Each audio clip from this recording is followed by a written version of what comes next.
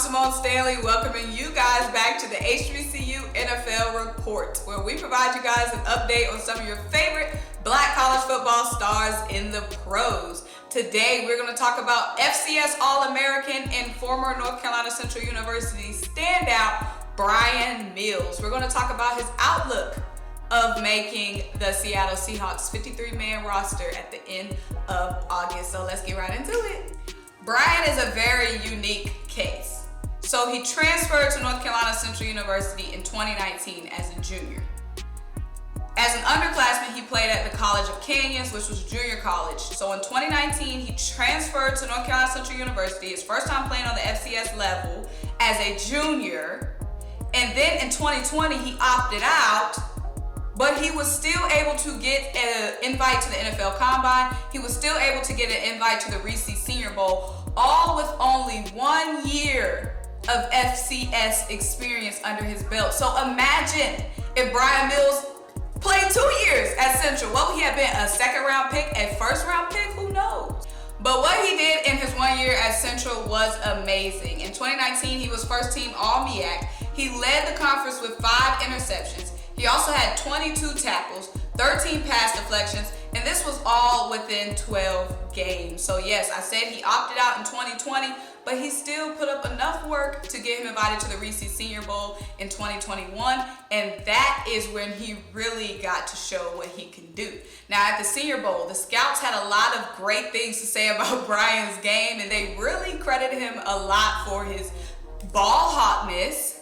As we can see, he led the MEAC in interceptions and he had 13 pass deflections, so he's going to stick to that ball like glue. They also credited him a lot for his fluidity and his hip movements, and also his size and ability to match receivers' routes. So they had nothing but great things to say about Bryan at the Reid Senior Bowl, and the Seahawks weren't scared at the fact that Bryan only had 1 year of FCS experience under his belt, because they went ahead and signed him to an undrafted free agent contract after the 2021 NFL Draft. Now, we're going to talk about Bryan's outlook of making the Seattle Seahawks 53-man roster. Because at the end of August 31st, all NFL teams are required to cut their rosters down to 53. And the Seahawks are a team that traditionally keeps about 6 corners on their roster. And I'm going to tell you guys why I believe Bryan Mills has a very good chance of being one of those 6 guys. Now, the Seahawks is a team that is looking for a star to arise out of their secondary this season, especially at training camp, because the Seahawks lost 2 of their starting corners in free agency, Shaquille Griffin and Quentin Dunbar. And after them, the talent kind of falls off a little cliff. So the Seahawks don't even have set starters, really, not yet. There's some guys that's projected to be starting at corner for the Seahawks, but they don't really have sure lock guys at the cornerback position, and we're going to get into it. A lot of their guys are undersized as well.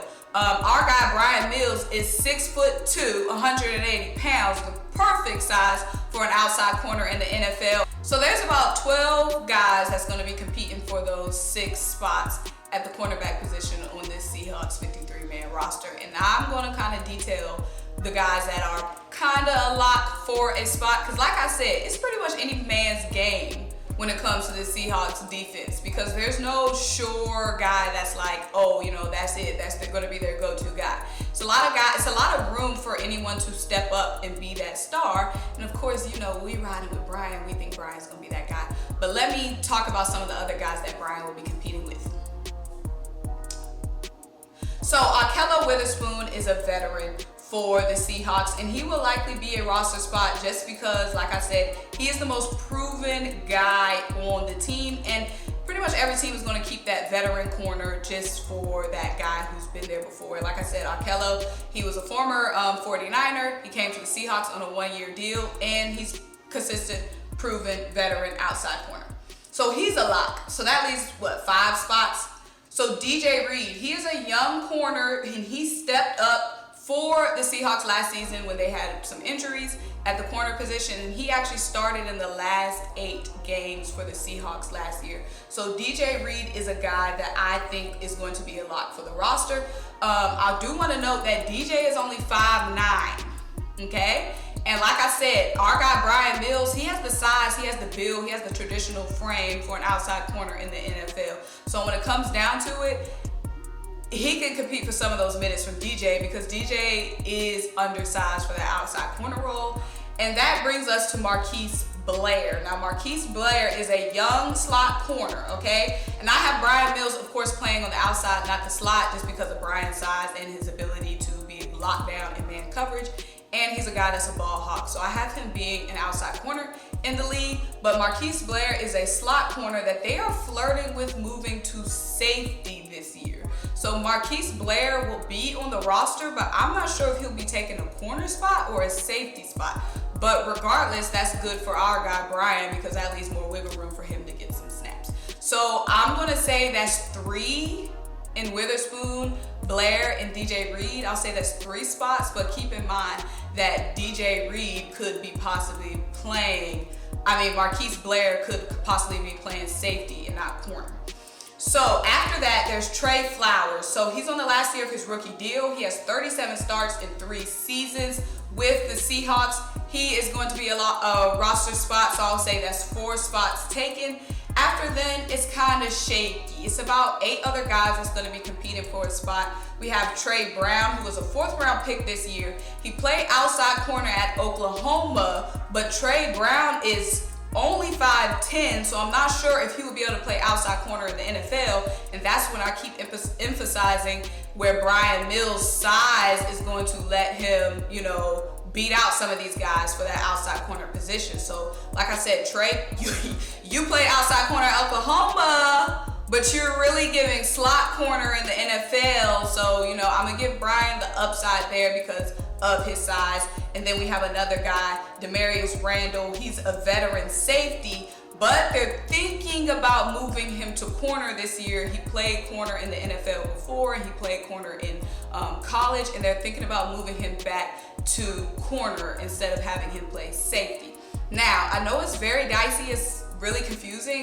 We have a lot of guys that's moving positions this year or possibly moving positions. But all in all, I think this is all going to be positive for our guy, Bryan Mills, because like I said, you have guys that are very undersized that had to play outside corner last year for the Seahawks just because of their lack of depth at the position.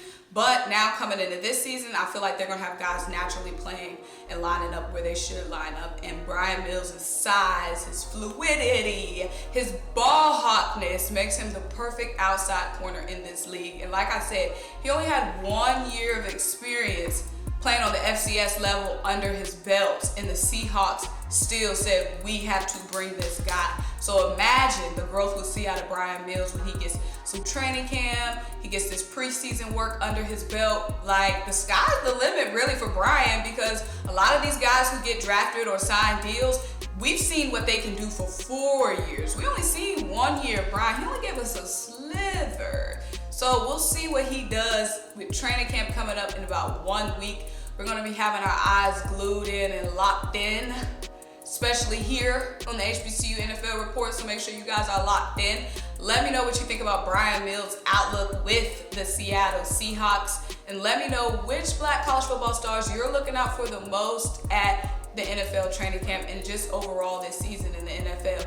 But in the meantime, with training camp a week away, make sure you like this video, make sure you leave a comment, make sure you subscribe, make sure you stay tapped into HBCU Game Day and the HBCU NFL Report by turning on your notification bell so you don't miss a single video. Also, make sure, like I said, you like, comment, and subscribe. And until I talk to you guys next time, bye!